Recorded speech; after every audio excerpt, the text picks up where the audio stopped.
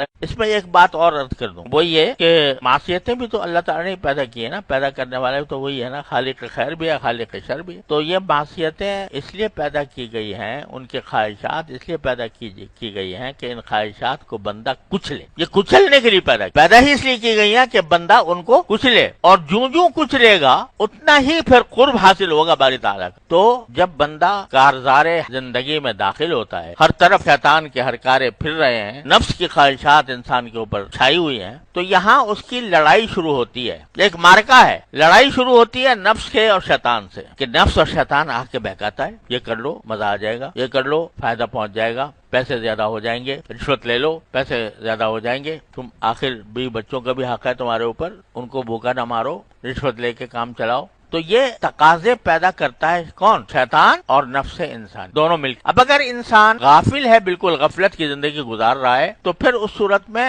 وہ بہتا چلا جاتا ہے، فکر ہی نہیں، پرواہ ہی نہیں کہ شیطان کا بہکاوا ہے، نفس مجھے کہاں لے جا رہا ہے، اس کا خیال ہی نہیں آتا، نہ جنت کا خیال آوے نہ جہنم کا، اللہ بچائے۔ چاہے زبان سے کہتا ہوں کہ میں مومن ہوں، زبان سے کہتا ہوں میں مسلمان ہوں، لیکن دھیان نہیں ہے، غفلت میں بہا چلا جا رہا ہے۔ لیکن جب کسی میں ذرا سی فکر ہو کہ بھئی یہ دنیا امتحان کی جگہ ہے، اپنی ہر خواہش پوری کرنے کی جگہ نہیں ہے، جہاں ہر قسم کی خواہش پوری ہوگی وہ اور مقام ہے جنت کا، وہاں کوئی خواہش رد نہیں ہوگی، لیکن یہاں یہ دنیا ہے، یہاں پر ہر خواہش پر عمل کرنا یہ ایک مومن کا کام نہیں ہے۔ تو وہ جب نکلا بازار میں، صبح کو اٹھ کے کارزار زندگی میں داخل ہوا، تو اب کہیں سے کوئی گناہ کا تقاضا آ رہا ہے، کہیں سے شیطان بہکا رہا ہے، کہیں سے نفس بہکا رہا ہے۔ شروع میں یہ قصد کر کے نکلا تھا کہ بھئی بچوں گا، مثلا صبح کو ارادہ کر کے نکلا، بچوں کا گناہوں سے، لیکن آگئے خواہشات،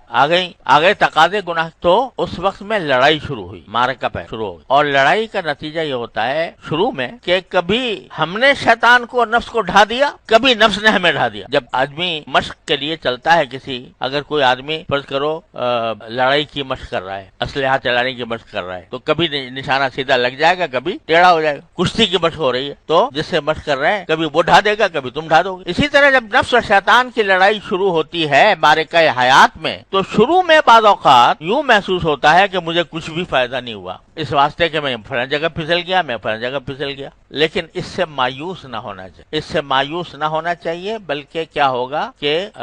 شروع میں اگر تم نے ہمت نہ ہاری، لگے رہے، تو شروع میں بے شک کبھی تمہیں شکست ہو جائے گی، کبھی اس کو شکست ہو جائے گی۔ یہ بھی ذرا مطالعہ کر لیا کرو، اس کا بھی محاسبہ کر لیا کرو کہ کبھی میں نے بھی فتح پائی کہ نہیں پائی، سمجھے آپ؟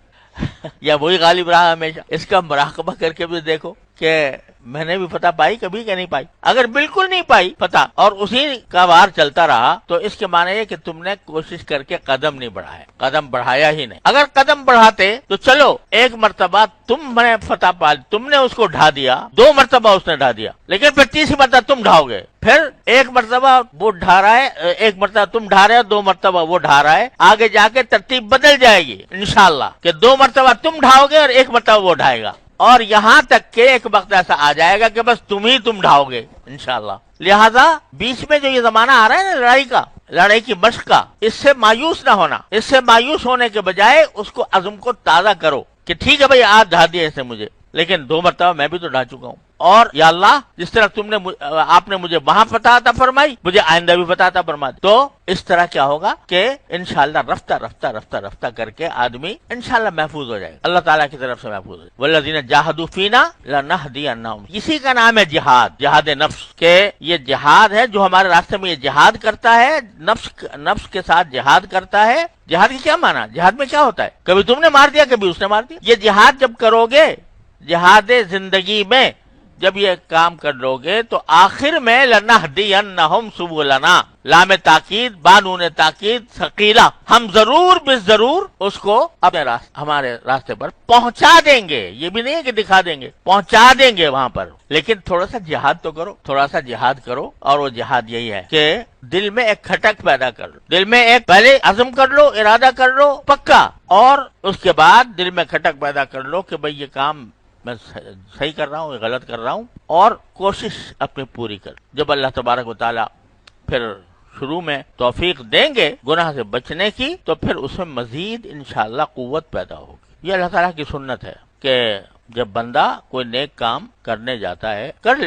کر لیتا ہے اپنے اوپر زبردستی کر کے تو اس کے نتیجے میں اللہ تبارک و تعالیٰ کی طرف سے یہ مدد ہوتی ہے کہ چونکہ اس نے اپنے نفس پر زبردستی کر کے اپنے نفس سے لڑائی کر کے ایک کام کیا تو اللہ تعالیٰ اس کی برکت سے دوسرے نئے کام کی توفیق دیتا ہے۔